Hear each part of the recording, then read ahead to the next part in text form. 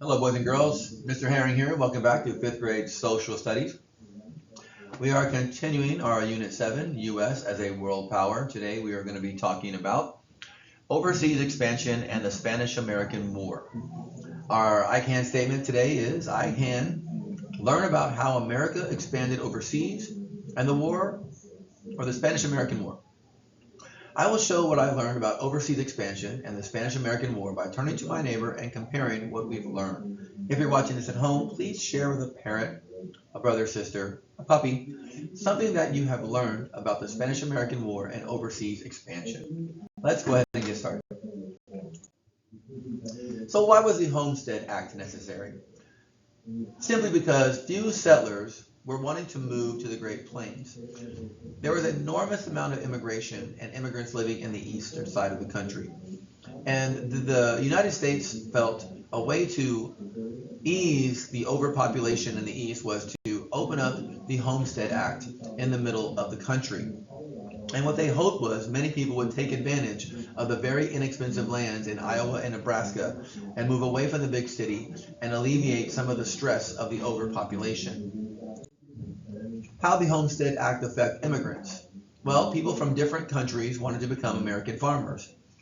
The number of immigrants in the West greatly increased because people started moving out because of the act. And immigrants introduced their traditions to the United States. Why did we change our foreign policy and expand in the late 19th century, which is the very late 1800s?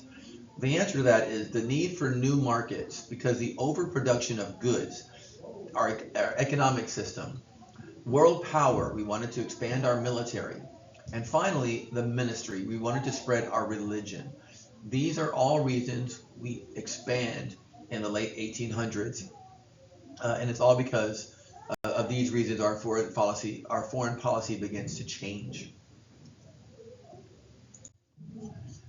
So Alaska, Russia offered to sell Alaska to the United States for about $7 million, $7.2 million.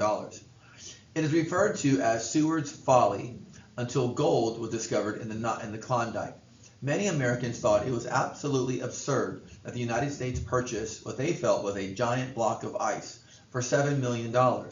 However, when gold was discovered in the Klondike portion of Alaska, it seemed to be a remarkable purchase and it certainly paid off. Hawaii. The United States annexed Hawaii in 1898.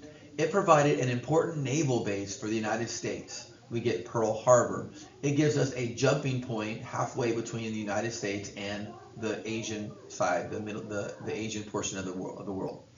It had a lot of fertile soil on their very small islands for a lot of the fruit planters. If you don't know this, the Dole Pineapple Company once existed on Hawaii Islands and produced the majority of the pineapple production in the United States of America. It's since been closed now. It's just a museum, I think, for tourists. The American planter Stanford P. Dole became the new president of Hawaii in 1893. If you don't know the story of Hawaii, it's a very tragic story.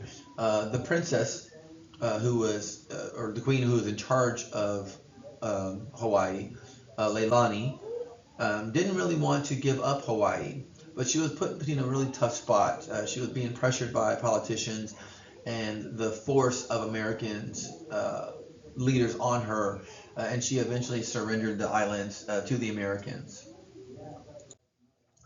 1898, the cause of the Spanish War, mainly because of yellow journalism. There was a lot of false narratives being pushed out on American people that over exaggerated what was really happening. And there were a lot of reports that the Spanish were doing some really bad things, and they really weren't. A second reason was the Spanish were doing a lot of business in Cuba. And finally, it's been a big conspiracy, but the sinking of the USS Maine, it was blamed on the Spanish. It was believed that the Spanish people, Spanish group of radicals, rowed a rowboat out to the USS Maine and bombed it and caused it to sink. And that forced Americans' hand because Americans didn't want anything to do with a country that was a terroristic country, and so we retaliated. And this is, of course, where we get Teddy Roosevelt enters the scene on a grand stage. Teddy Roosevelt, or I call him Teddy Roosevelt, Theodore Roosevelt, resigned as an assistant secretary of the Navy at the beginning of the Spanish-American War, and he organized a volunteer cavalry unit. They were called the Rough Riders. And it's really funny, because he's such a boisterous man, very arrogant.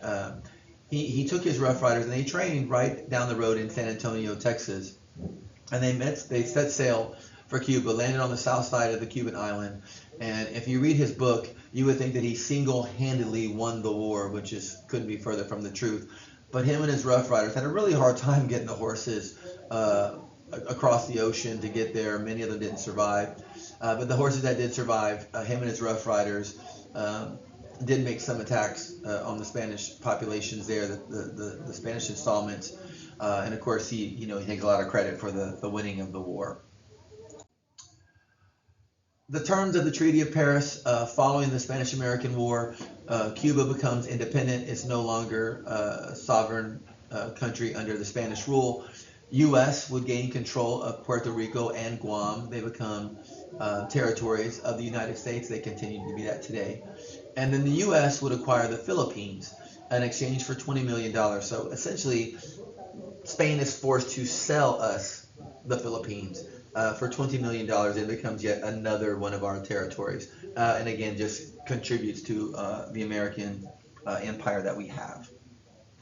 All right, and that is the Spanish-American War in a nutshell, what you need to know for the assessment. When you get back in class, make sure you see me so you can get these notes and put in your journal. We'll see you on the flip side, guys. Have a great day.